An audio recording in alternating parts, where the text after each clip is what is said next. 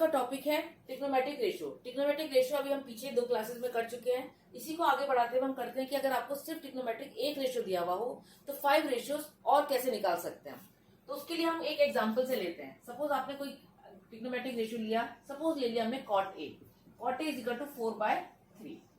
इससे हमें और ट्रिग्नोमेट्रिक रेशियो निकालने हैं। और ट्रिग्नोमेट्रिक रेशियो कौन से हैं? जैसे साइन ए है, आपका कॉस ए है, आपका ten A, cot A is already given, then sec A and cosec A। ये आपके ट्रिग्नोमेट्रिक रेशियो निकालने हैं। तो हम कैसे निकालेंगे? इसके लिए पहले तो ये देखिए कि cot A, एक आप जो ट्राइंगल बना रहे हैं, ये हम A इसे लेंगे, okay. Then this is B, this is C और दिस इज ऑफ 90 डिग्री। अब आपको पता है कि कॉट ए होता क्या है। कॉट ए जो होता है वो होता है आपके पास बेस अपॉन परपेंडिकुलर। इसका मतलब क्या हो गया कि बेस आपको दे रखा है 4।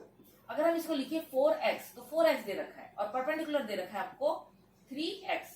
क्योंकि ये प्योर रेशियो है इसलिए मैं इसमें x की मल्टीप्लाई करिए। तो ये आपके पास मिल गया 4x और ये हो गया आपके पास 3x। अब क्या करेंगे? हम पाइथागोरस थ्योरम लगाएंगे। पाइथागोरस थ्योरम लगाने के बाद हमें इसकी एसी साइड मिल जाएगी। तो पाइथागोरस थ्योरम हमने लगाई। पाइथागोरस थ्योरम में आपके पास हो गया AC square is equal to BC square plus AB square. BC क्या है आपके पास? 3x का स्क्वायर प्लस 4x का स्क्वायर। ये आपको मिल गया 9x square plus 16x square. तो ये आपके पास आ गया 25x स्क्वायर। AC आपके पास हो गया 25x स्क्वायर। तो AC आपके पास क्या हो गया? Under root 25x square. इसका मतलब है 5x। तो ये आपको थर्ड साइड में मिल गई इसकी 5x। इतना है। जब आपके पास ये आ गया तो हमें और अब इसके वो निकालने हैं कि ट्रिग्नोमेट्रिक रेशियो होते क्या है। आपको लास्ट क्लास में बताया गया था कि आपका एक सीक्वेंस है, पंडित, बद्री, प्रसाद, हर हर भोले। ये था ना आपका। तो इस और सीक्वेंस आपने लोगों को कहा था कि साइन कॉस टेन करके याद रखिएगा। जैसे कि साइन ए क्या हो गया? साइन ए हो गया आपके पास परपेंडिकुलर अपॉन हाइपोटेनस। तो इस केस में देखिए परपेंडिकुलर कितना है? 3x और हाइपोटेनस है 5x, यानी कि हो गया 3x upon 5x। x x कर दिया तो आपके पास रेशियो आ गया 3/5। Next is cos A.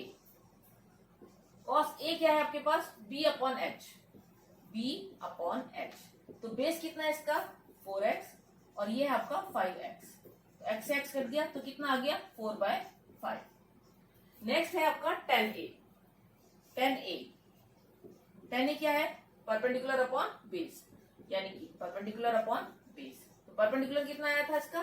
3x और बेस था इसका 4x। तो x x कर दिया तो कितना आ गया? 3/4। ये बेस आ गया। अब बाकी के बचे 3 में से एक तो आपको ऑलरेडी दिया हुआ है 4/3। अब आपको निकालना है सेके और कॉसेके। तो सेके किसका अपोजिट होता है? सेके जो होता है वो कॉस का अपोजिट होता है, 1 अपॉन कॉस ए। और कॉस ए आपको ऑलरेडी निकल चुका है। कितना निकला है? 4/5। तो कैसे कर सकते हैं इसको बेटा? 1 अपॉन 4/5 इज इट।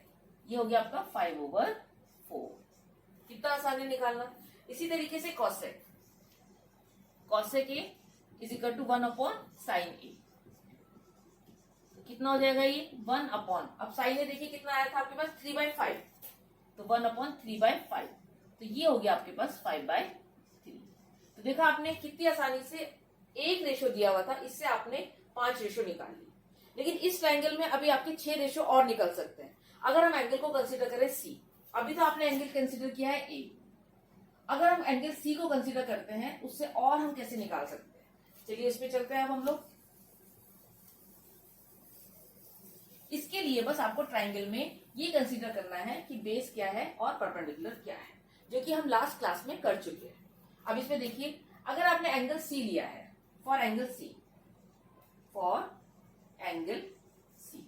अगर आपने एंगल सी लिया है तो बेस आपका हो जाएगा BC और परपेंडिकुलर हो जाएगा आपके पास, क्या हो जाएगा इस केस में? AB। इसका मतलब BC जो बेस हो गया वो हो गया आपके पास 3x और जो परपेंडिकुलर हो गया वो हो गया आपके पास 4x। और हाइपोटेन्यूज तो सेम ही रहता है, AC, चाहे वो A एंगल हो चाहे AC एंगल हो। अब इसमें देखिए, अब पहला निकालेंगे sine A। Sine A is equal to क्या था आपके पास, अभी आपने करा था परपेंडिकुलर अपॉन हाइपोटेन्यूज।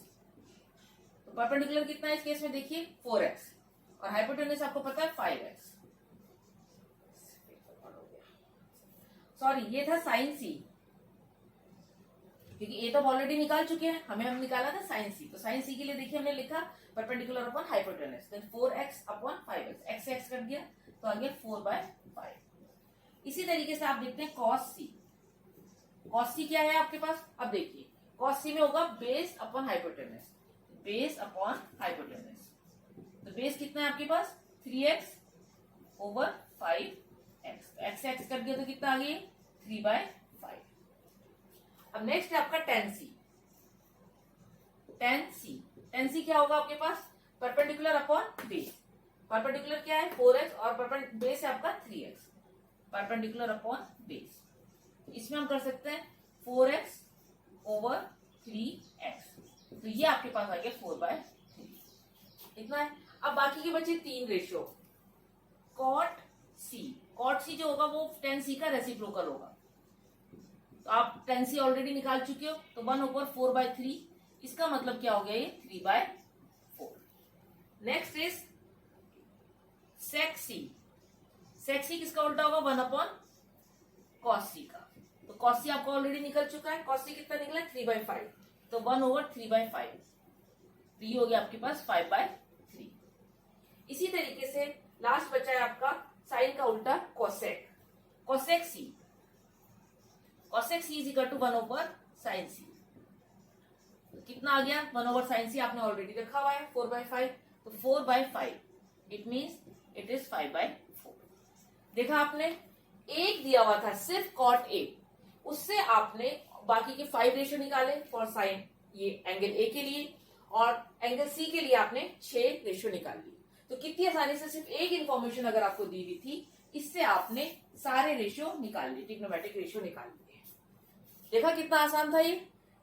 ओके, अब आप आगे के क्लासेस के लिए आगे क्लासेस देखते रहिए। Thank you very much.